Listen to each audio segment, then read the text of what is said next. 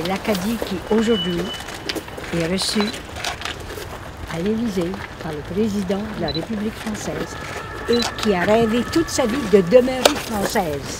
Cette Acadie-là est au comble du bonheur.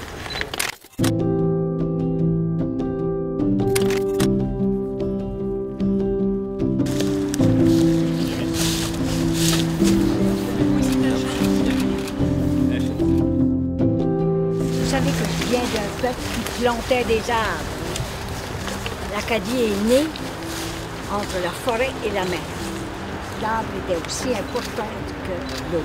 Alors aujourd'hui, j'ai l'impression de faire un geste que mes ancêtres préparaient depuis tant d'années. Les Acadiens étudiaient leur langue dans une grammaire anglaise. Et si vous voulez de la petite histoire, et je peux vous en raconter une. C'est qu'à un moment donné, la maîtresse nous a demandé de faire notre composition de la semaine. Et elle a dit, vous allez l'écrire « My Own Funerals ». J'ai dit, dans quelle langue? Elle a dit, la langue du pays, l'anglais. J'ai dit, nous ne sommes pas des Anglais. Écoutez, j'avais 12-13 ans, là, même pas. Puis je me battais avec la maîtresse d'école pour qu'on parle de nos propres funérailles et non pas My Own Funerals.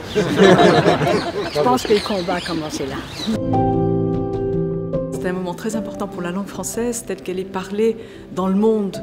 Antonine Maillet incarne ce bout d'Acadie, elle incarne aussi la langue d'une certaine époque, un certain type d'accent, une volonté farouche d'exister en langue. Je tiens à vous dire que l'Acadie est restée française, pas seulement avec sa langue, mais avec son esprit, avec sa mémoire, avec ses rêves d'avenir et avec ses ambitions même. Aussi longtemps que ma génération sera là, que les gens de mon métier seront là, et que les gens qui partagent mes ambitions seront là, eh bien, on ne lâchera pas.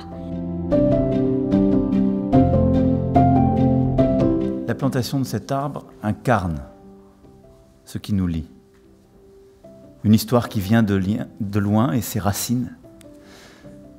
Une histoire de terre et une histoire d'avenir. Ce chêne grandira et nous en prendrons soin, parce que nous savons ce qu'il incarne et d'où il vient. J'en viens maintenant à vous, chère Antonine, à un peuple qui n'avait pas de tradition écrite, qui n'a pas de parole officielle, qui n'a plus d'existence institutionnelle depuis 3 siècles.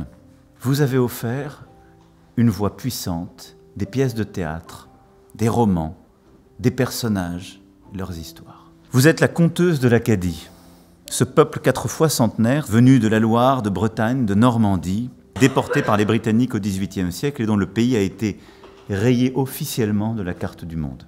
Vous êtes un peuple qui a rendu le plus bel hommage aux Français, parce qu'il l'a transmis de conte en conte par contrebande et en résistance. Madame Antonine Maillet, au nom de la République française, nous vous faisons commandeur de la Légion d'honneur.